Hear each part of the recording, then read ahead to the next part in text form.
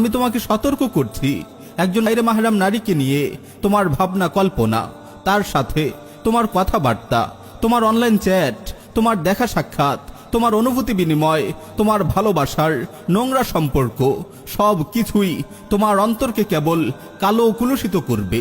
এই অব্যাহত গুনাহ ও নাফরমানিগুলো তোমার হৃদয় থেকে সব কল্যাণ ও সম্ভাবনাকে ঝেঁটিয়ে বিদায় করবে। তোমার অন্তর থেকে ঈমানের মজা কেড়ে নেবে, ইবাদতের স্বাদ ছিনিয়ে নেবে।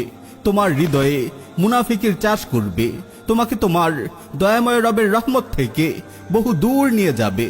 যে চোখ দিয়ে তুমি পরনারী দেখেছ, যে আঙ্গুল ব্যবহার করে তুমি তার সঙ্গে চ্যাট করেছ, যেই হাত দিয়ে তুমি তাকে স্পর্শ করেছ, যে পায়ে হেঁটে তুমি তার কাছে গিয়েছ, তোমার এই চোখ, তোমার এই হাত, তোমার এই পা কিয়ামতের দিন তোমার বিরুদ্ধে সাক্ষ্য দেবে।